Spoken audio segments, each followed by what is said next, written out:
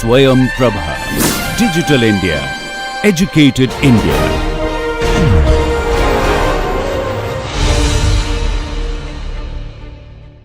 In this lecture, we will discuss how to use statistical fluctuations in MD simulations to relate to certain thermodynamic properties.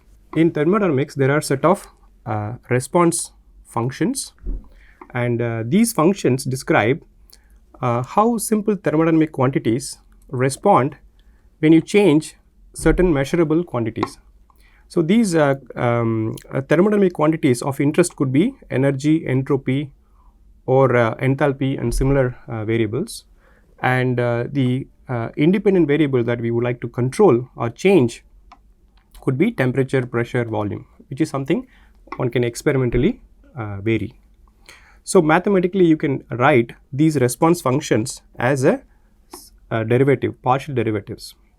For example, here the response function is given as chi, where the suffix alpha here means that particular variable is kept constant during this measurement, and you are looking at when I change an independent variable x, how the variable y is going to change. So, this is known as set of thermodynamic response functions. So, in this general expression, y could mean energy, entropy or enthalpy, x here could mean temperature, pressure, volume, etc., and this variable alpha here is something that we keep it as a constant. And we want to see how to use simulation data to measure such response functions. And you may also see that this particular function y itself is a first derivative of free energies.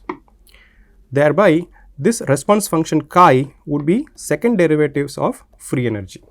So, to illustrate this, let us take an example of y being energy. Okay. So, you want to see how energy changes when you change temperature. So, we are keeping y, we are choosing y as energy and x as inverse temperature. So, when we want to look at how temperature affects the energy, we want to keep the volume fixed. So, this is a constant volume process. When you change the temperature, how the energy changes. So, we can substitute in this general description about this choice. So, here y being substituted as E, x is substituted as beta, which is inverse temperature, and volume is kept constant, and there is a corresponding response function. Now, by substituting beta is equal to 1 by kBT in this derivative, you can show this response function is nothing but minus kB times T square Cv, where Cv is the constant volume heat capacity, which is defined in thermodynamics as dou E by dou T at fixed volume. So, this is something one can experimentally measure by taking a system at constant volume and then you change the temperature and see how the energy changes in the system, and that is given by heat capacity. It is something experimentally measurable using calorimetry measurements. So, now we are able to relate the heat capacity to the response function here. So, now let us group all these terms together and substitute in this expression. For the response function, I am going to substitute minus kBT square Cv, and on the right hand side dou by dou beta, that is the first, instead of dou by dou x, I am writing dou by dou beta because x is beta here, and for this variable y, I am substituting, so variable y here is energy, and this energy is related to the first derivative of Helmholtz free energy at constant volume and temperature system, basically in a canonical system. So, we are going to substitute for energy E as a first derivative of Helmholtz free energy in this expression. So, you can see this entire expression is for E. So, now you can see that the heat capacity is related to the second derivative of the free energy. This is what I was referring to here, that the variable y itself is a first derivative of free energy. So, the response function chi would be second derivative of free energy. So, now we would like to basically find these response functions from MD simulation and Monte Carlo simulations. Now, I just showed only one example of heat capacity, but there is a host of other measurements that is possible which are known as response functions. So, we have already seen heat capacity at constant volume. There is also heat capacity at constant pressure. Instead of keeping volume constant, you could also choose to keep pressure constant and look at how enthalpy changes with the temperature, and that response is known as the heat capacity at constant pressure. Then there is thermal pressure coefficient, which is written as dou P by dou T at constant volume. That is, keeping volume constant, when I change the temperature, how the pressure is changed is something given by thermal pressure coefficient. And then there is a thermal expansion coefficient, where you keep the pressure constant, vary the temperature and see what is the response to the volume, and that is known as thermal expansion coefficient alpha P. Similarly, there is an isothermal compressibility, where temperature is held constant. The response in volume when pressure is changed is measured via beta T, which is the isothermal compressibility. All these response functions could be measured in experiment, or in some simple systems like ideal gas or non-ideal gas. If you know equation of state, you can also measure these quantities, because equation of state is nothing but pressure given as a function of volume and temperature. So, since we have this equation of state, we can get this quantity and these quantities as well. So, in general, experimental measurement is one way we can measure these properties.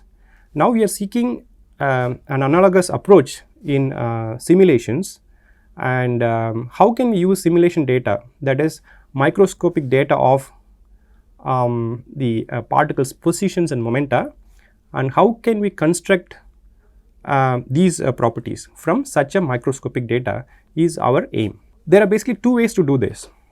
For example, if you want to measure heat capacity, so first method is to run many simulations in canonical ensemble by changing the temperature. So, you do a set of MD simulations with a constant temperature. In each of those simulations, you measure average energy, and we already saw how to measure average energy by summing the potential energy and kinetic energy. So, you are basically able to collect temperature versus energy from series of such simulations. Then heat capacity is nothing but slope of this curve at a given temperature. So, that is one way to do it, but this requires many simulations for the range of temperature of interest. The other approach, the second approach, which we will be discussing in this lecture, is to derive an analytical formula for these response functions using statistical fluctuations that you observe in a simulation, MD simulations or Monte Carlo simulations. It turns out that this is a very simple procedure to do. All you need to do is one simulation. Within that simulation, you measure fluctuations in the variables. Using that, you can get all these response functions. Now, before we go further, let me remind you that when we talked about simple averages of thermodynamic quantity in the last few classes, we showed that the ensemble averages are independent of which ensemble you choose from. For instance, we showed that the pressure measured in a microcanonical ensemble, and that is measured in this should be NVT, and canonical ensemble, they are basically the same, provided that you have a large system size, because the difference between these ensemble averages scales as 1 over n. As long as n is largely chosen, then you can choose any ensemble that you want and then measure the averages of that particular property. So, this is true as long as simple averages are constant. Now, this is something that we want to keep in mind, because as we go on to this response function calculations using fluctuations, this conclusion will not stand. So, now what are fluctuations? Now, if you consider a simple NV simulation, that is microcanonical simulation. So, here we are keeping the number of particles constant, volume and energy are also fixed. The total energy has to be constant. So, when you run an MD simulation, you will see energy is always constant with time. So, that is shown by this particular variable. You can see this is with respect to time, and you can see this H remains constant over the entire period of time. However, if you look at the kinetic energy, and the potential energy, from the initial value they change such a way that the total energy is always conserved. That means when kinetic energy drops, the potential energy increases. So thereby the sum of the kinetic energy and potential energy is always constant, which is the total energy.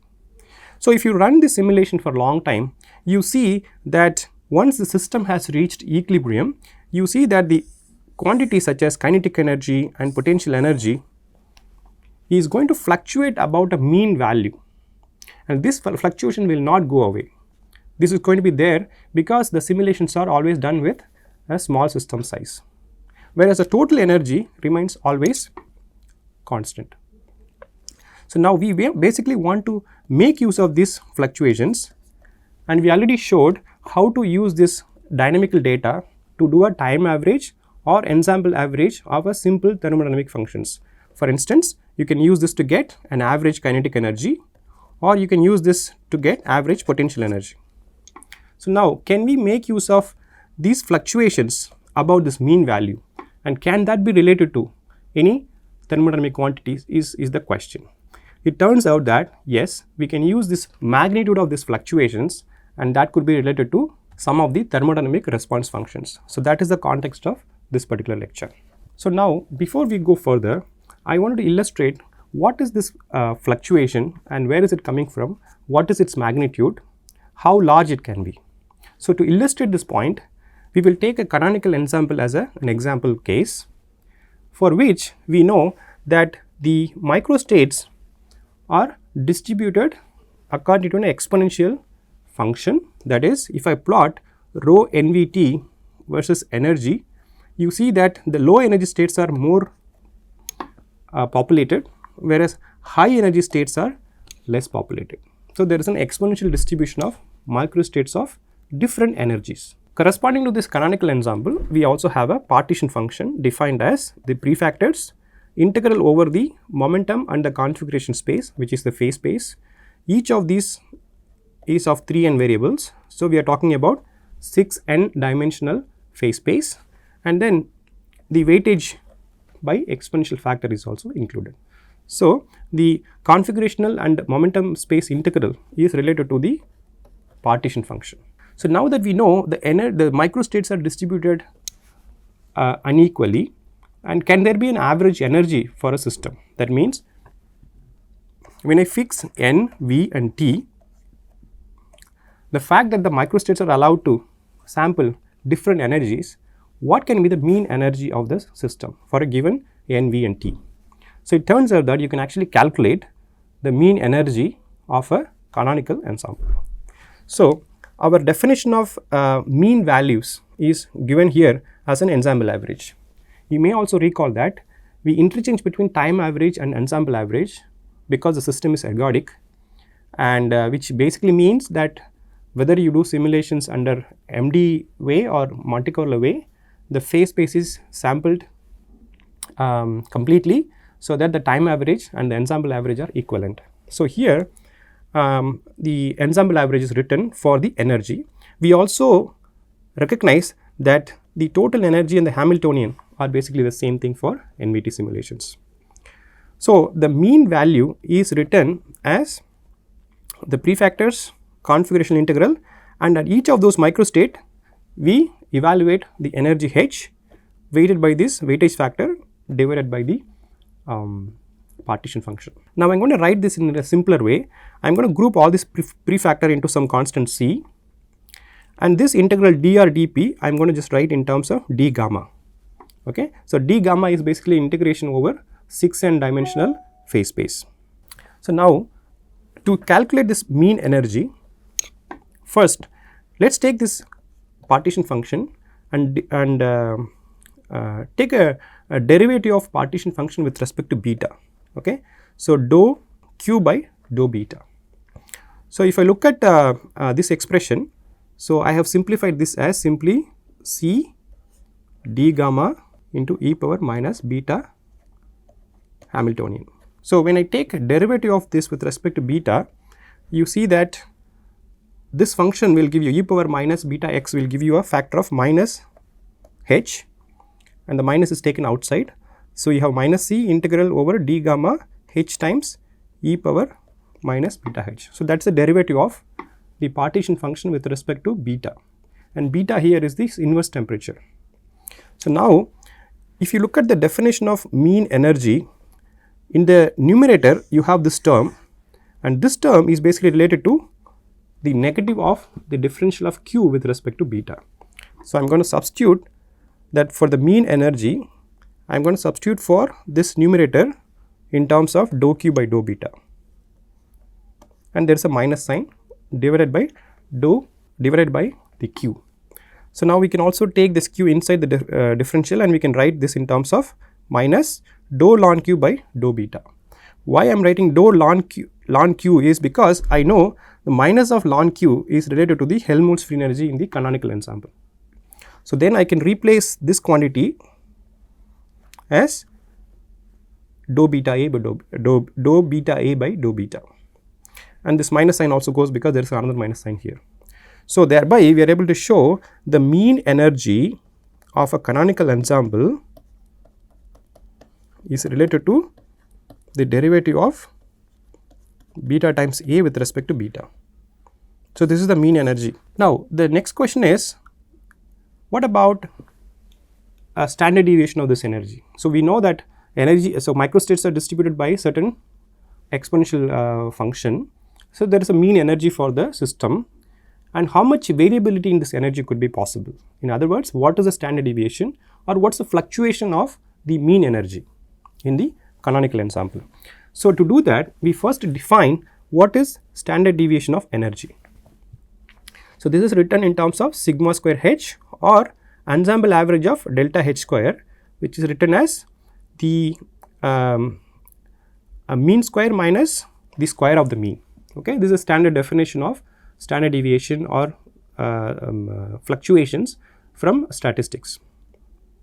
Now, we also recollect that wherever I have used h, it also means the total energy E. So, these definitions are equivalent to each other.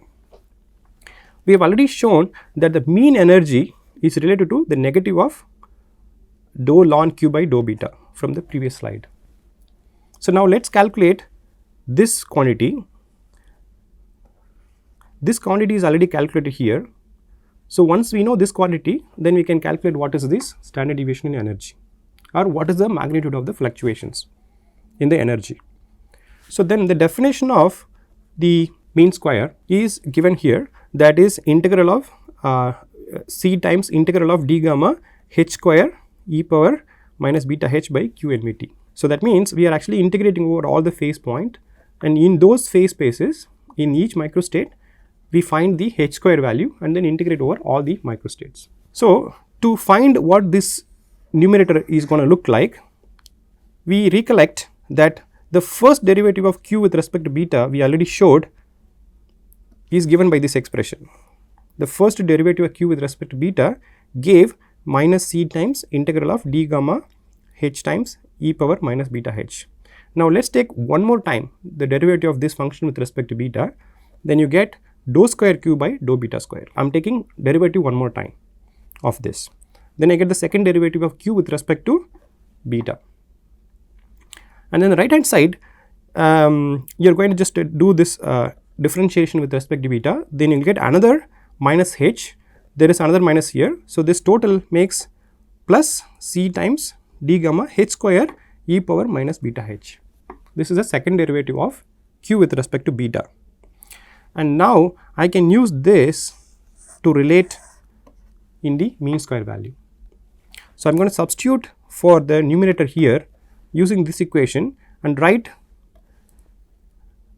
the mean h square as 1 by q times dou square q by dou beta square.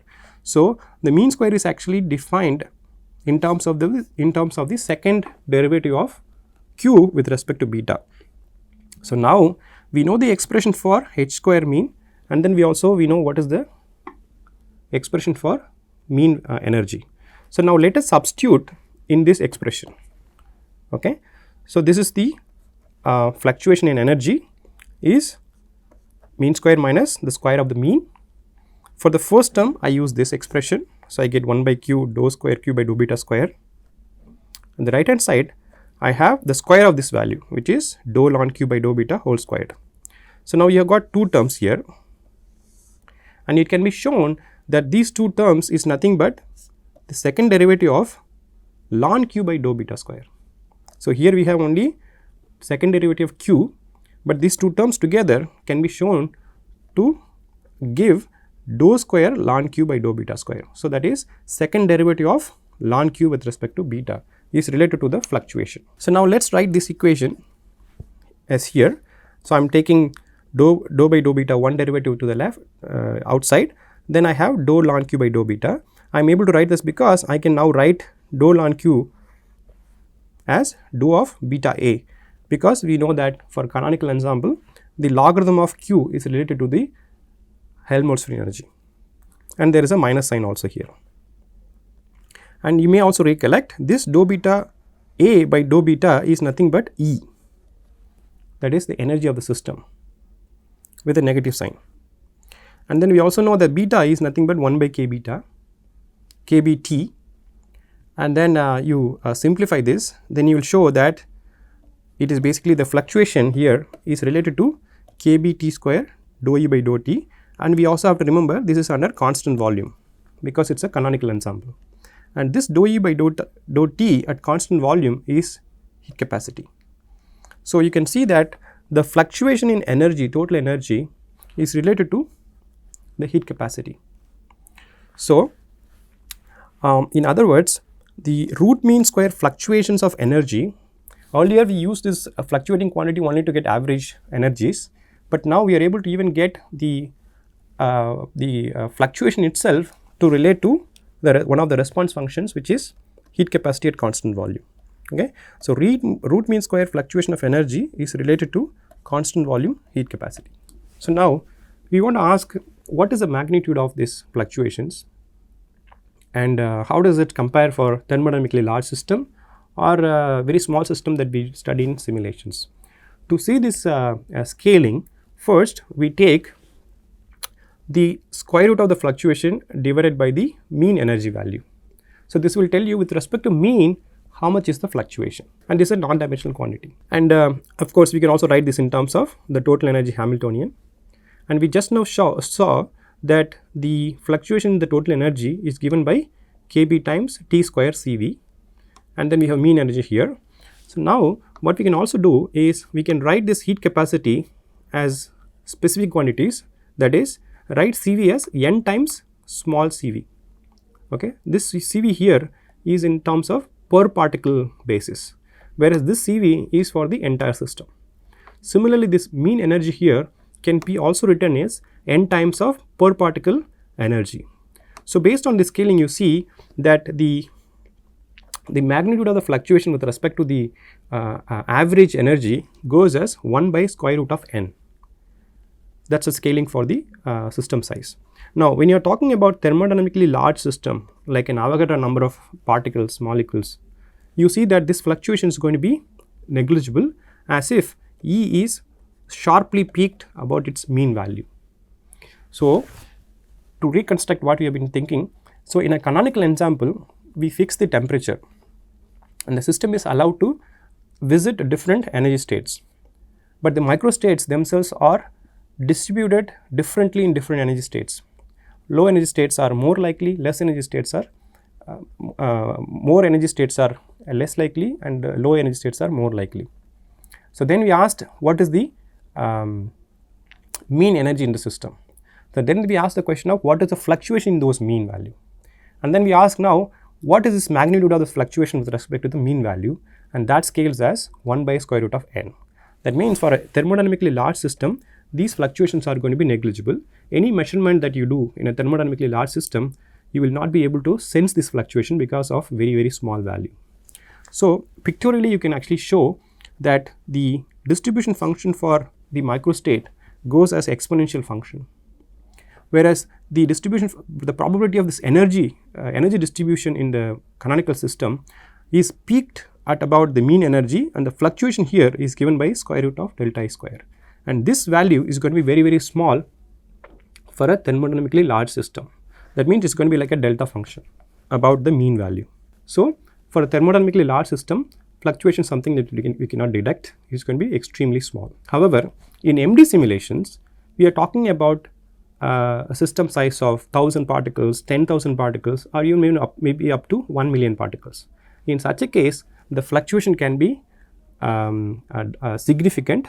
Like I showed before, this fluctuation is something you can even measure also. So, in MD simulations, the fluctuations are significant, and the interesting thing about this fluctuation is that these fluctuations can be now used to calculate thermodynamic response functions such as heat capacity, thermal expansion coefficient, etc. Like to show that the fluctuation in energy scales as n, and we know this expression. So, this is the expression that relates the fluctuations in energy with heat capacity, and both heat capacity and the fluctuation, they both scales with n, so that if you write in per molar quantity, you see that the fluctuation in the per particle energy is related to the specific heat capacity. So, this itself is system size independent.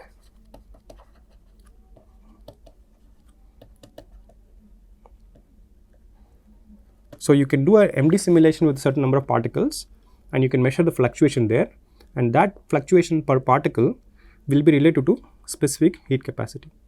And you can do this with a different number of particles if you like, and you see that the heat capacity measured in these simulations will be nearly identical. So, we have come to a very important conclusion that even though we used to say that MD simulations suffer from a very small system size and they are subjected to fluctuations, now we are able to use these fluctuations as a means to measure some of the thermodynamic response functions such as heat capacity.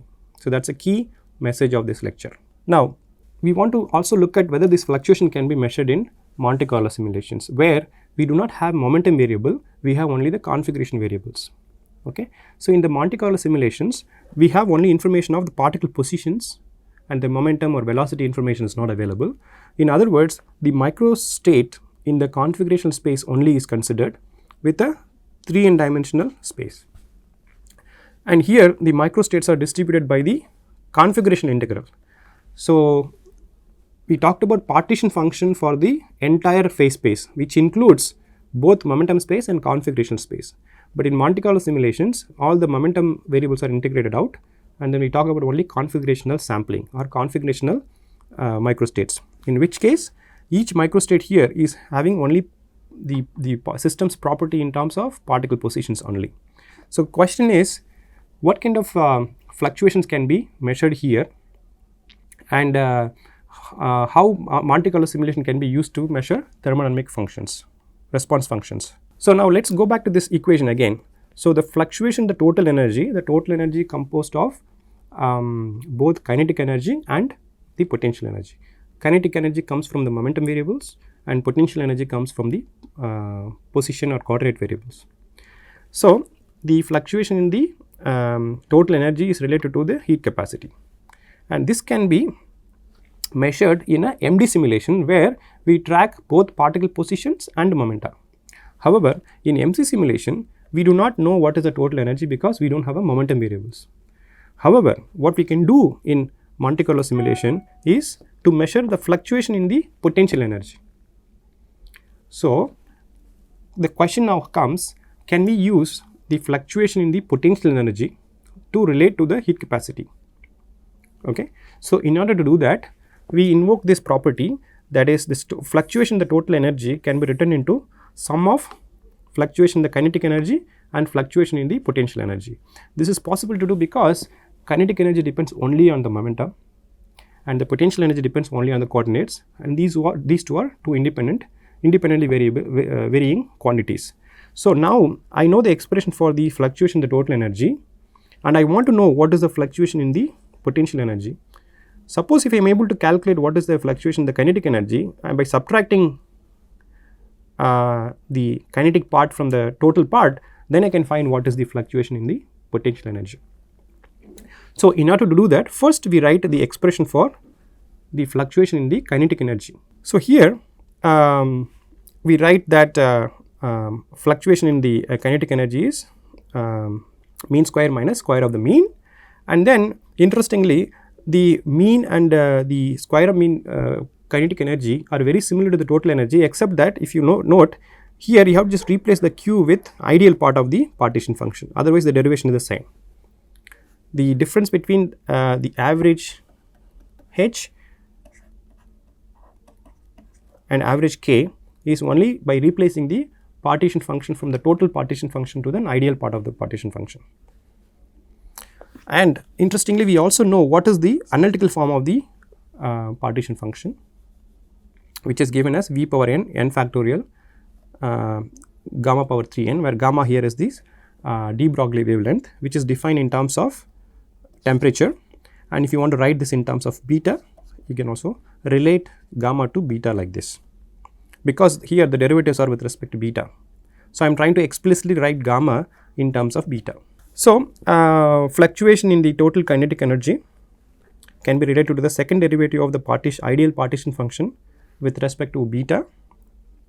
Then we try to substitute for this ln q ideal from here, and when you try to substitute ln q here and then take derivative only with respect to beta, there is this variables v power n and n factor will not stand, only this gamma which has this beta will factor in.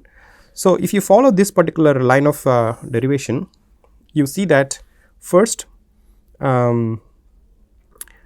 we kind of substitute for qid from here, okay, take all the prefactor, and then finally you can show that this second derivative of ln qid with respect to beta gives 3n by 2 kbt whole squared. So, in other words, the fluctuation in the kinetic energy is given by 3n by 2 kbt whole squared. So, now we want to calculate what is the fluctuation in the potential energy, and we invoke this particular relationship and write the fluctuation in the potential energy is nothing but a difference between the fluctuation in the total energy and the kinetic energy. We know the expression for this from here. So, we substitute that kV T square kB T square CV minus and the fluctuation in the kinetic energy, which is given here. And then when you combine this, you can show that the fluctuation in the potential energy is given as kB T square times Cb minus 3n kV by 2.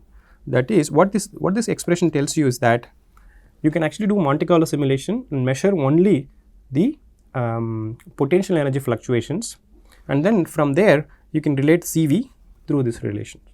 So, we got two expressions for heat capacity, one that is relating the total energy, which can be done in MD simulations, and another one relating the potential energy variation to Cv. This can be done both in terms of MC as well as MD simulations, because in MD simulation also we can calculate the fluctuation in the total energy.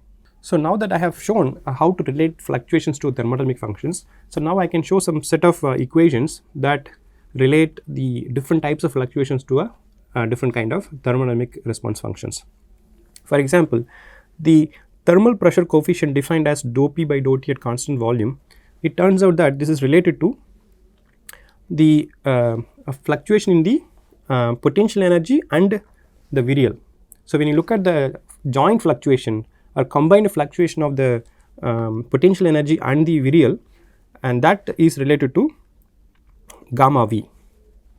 In another way of writing the same thing would be relating the fluctuation in the potential energy and the pressure can be related to gamma V. So, again this derivation is very similar to how we did for fluctuation in total energy and kinetic energy. In the same way, one can go about deriving this set of equations. So, in a simulation, if you can measure the correlated fluctuations of the potential energy and the pressure, or the potential energy and the virial, that can be related to the thermal pressure coefficient. So, now we can go to Gibbs ensemble, because in Gibbs ensemble we can measure the fluctuations in the enthalpy at constant pressure with respect to temperature. So, here we know that the distribution of microstates follows an exponential of the beta times enthalpy, where enthalpy is average energy plus P times average pressure. So, now what I am going to do is write the fluctuation in the enthalpy, and if you follow the derivation, This follows exactly similar to the fluctuation in the total energy in the canonical system, where you first write the expression for the mean value based on the distribution function. Then you take the first derivative of QNPT, that is the partition function for the NPT ensemble with respect to beta.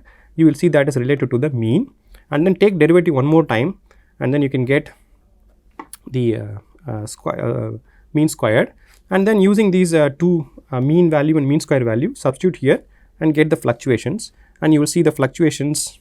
If you follow this derivation, you will show that the fluctuation in enthalpy is related to Cp values. So this relationship is very similar to the canonical ensemble, where on the left hand side we have only energy, on the right hand side we had only Cv. So now if we replace energy with enthalpy and replace Cv with Cp, then you get analytical expressions. And like before, we can show that in the case of a Gibbs ensemble, again the distribution with respect to enthalpy is exponential. However, the enthalpy is strongly peaked at about the mean value, and the standard deviation of this, or the spread of this distribution, is given by square root of the fluctuation quantity. And for thermodynamically large system, this will be very close to 0. That means you have a delta like function for a thermodynamic system, where the system is at a mean enthalpy.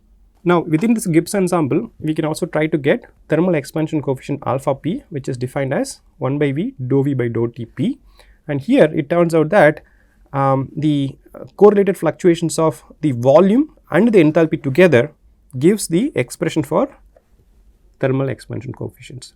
So for each response function, there seems to be certain fluctuations that can be related to. And if you are interested in this isothermal compressibility, which is the negative of 1 by v dou v by dou p, it turns out that if you look at the fluctuation in the volume in the system, and that is related to the isothermal compressibility. Again, this derivation follows exactly the same framework like we discussed for total energy and kinetic energy fluctuations. And if you are interested in canonical ensemble, and you can also measure isothermal compressibility, and you see that isothermal compressibility is related to fluctuation in the number of particles in the system. In the microcanonical ensemble, we fix the chemical potential, volume and temperature, and the total number of the particles in the system is allowed to fluctuate. And if you look at what is the magnitude of the fluctuation of number of particles in the system, and that can be related to the isothermal compressibility. Now in the grand canonical ensemble also, you may want to calculate what is the heat capacity. We already saw heat capacity at constant volume can be obtained in a canonical ensemble. Heat capacity in constant pressure can be measured from a Gibbs ensemble. But now if you want to calculate Cv in a grand canonical ensemble, it is still possible, but only thing is this expression gets a little bit complicated because you have to look at the fluctuation in the potential energy and the correlated fluctuation of the potential energy and the number of particles, and also the fluctuation in the total number. So in principle, any thermodynamic responsive function can be related can be obtained from any ensemble, provided that corresponding equation have to be derived for such response functions. You can okay. So now comes a very important aspect, that is transformation of fluctuations in different ensembles. When we talked about simple averages, we already noted that you can choose any ensemble you want and you can measure the average quantities, and this statement is not true for fluctuations, and the expression for thermodynamic response functions differ in different ensembles. To give an idea, if you look at the fluctuation in the kinetic energy at canonical ensemble, it is given by 3n by 2 kBT whole squared, whereas if you derive the same expression, fluctuation in the total kinetic energy, in the NV ensemble, that is microcanonical ensemble, you see this expression is quite different. Okay, so with regard to fluctuations, measuring fluctuations, then the fluctuating quantities are ensemble dependent. Okay, you have to look at which ensemble you are looking at, and in that particular ensemble the response function has to be related. So in the case of constant temperature fluctuation, constant temperature ensemble, the fluctuations are related to simply temperature, whereas in the case of NV ensemble, the total kinetic energy fluctuations are quite different. Okay. So, now is there a way that I can measure thermodynamic response functions in one ensemble and relate to another? It turns out that yes, it is possible, and the way you do that is the following. So, first we write a so I am not describing the derivation of this part, it requires a lot of background in mathematics and StatMech. So, we will just look at only the result. So, what this result tells us is that if there are two variables A and B and you are looking at correlated fluctuations of those variables in one particular ensemble F, capital F, and this can be related to the same quantity measured in another ensemble where small f is kept as a constant, and then it is actually to be corrected by a set of terms which it is related to dou small f by dou capital F, and how the average quantity measured in small f with respect to derivative of that with respect to f, and similarly derivative of the quantity b with respect to f. So, all this quantity has to be related to. So, now these small f and capital F are basically thermodynamic conjugate variables. Here is the table which relates thermodynamic conjugate variables. For example, if f is beta, then capital F has to be energy, because these are conjugate variables. Similarly, if you keep f is equal to beta p, then the corresponding capital F has to be volume. So, this relates to NVT ensemble, and this relates to NVE, and this is you are fixing the pressure here, and your corresponding variable is volume here, and then you also could choose F as minus beta mu, that is chemical potential time beta, and capital F can be N. So, now depending upon whether we fix small f or capital F, there is a corresponding thermodynamic functions psi f or psi capital F. Okay. For example, if you keep beta as constant, then we see that thermodynamic function is Helmholtz free energy. On the other hand, if you fix E, that is a microkinetic ensemble, then the thermodynamic potential here is entropy. Similarly, if you fix pressure, then we have the corresponding Gibbs free energy, and if you fix volume, then we get again Helmholtz free energy. So, we fix one variable and the other variable is fluctuating, or vice versa, and then these thermodynamic functions are also related. As you can see that beta A and beta S is related by this. Similarly, the Gibbs free energy and Helmholtz free energy is related, and this potential minus PV is also related to beta A like this. So, once you have ensemble in which certain variables are constrained, and the conjugate thermodynamic variable is allowed to fluctuate, and vice versa is true. So, when you do a calculation in a particular ensemble and you want to change to another ensemble, this is the coupling formula that we have to use. To illustrate this, I have taken an example here. Let us say the small f here is chosen as beta, and capital F corresponding to this table, capital F has to be E. That is, you are measuring the fluctuation in the potential energy in a constant temperature simulation, and you are trying to relate that to an equivalent potential energy fluctuation in the total energy, where that will be an NV simulation. So, then here the first derivative here will be dou beta by dou E, and here we are talking about the fluctuation in the potential energy. So, A and B are the same. So, you get the square of this term, which is dou V by dou beta whole squared. So, if you measure potential energy fluctuation in the constant temperature simulation, and that can be related to constant energy simulations by adding this term. Similarly, if you want to write the relationship between kinetic energy fluctuation in the constant energy ensemble and constant temperature ensemble, then this is the correction term that you have to add. So, this basically allows you to relate fluctuation measured in one ensemble to another ensemble. Alright. So, in summary, the important thing to remember would be that thermodynamic simple averages are independent of ensembles. This refers to average energy, average pressure, etc. Whereas, if you look at fluctuations, they depend on the type of ensemble that we choose. And we also see the finite size fluctuation that is persistent in MD simulations could be related to thermodynamic response properties. As an example, heat capacity can be measured in almost all ensemble provided that an an equivalent expression has to be used for each of this case. For example, in the NVT example, we saw that the fluctuation, the total energy is related to CV, whereas in the NPT example, Cp is related to the fluctuation in the enthalpy, whereas in the NVE type, you have to look at the fluctuation in the total kinetic energy, because in the NV ensemble there is no fluctuation of total energy because that is constant, but you can look at fluctuation in the kinetic energy or the potential energy, and that can be related here. And in the case of even microcanonical ensemble, you can write the heat capacity CV relating to fluctuations of different kinds. So this is a very important message, that thermodynamic response function can be measured using fluctuations in a given ensemble, and ensemble equivalents can be related through transformation equations.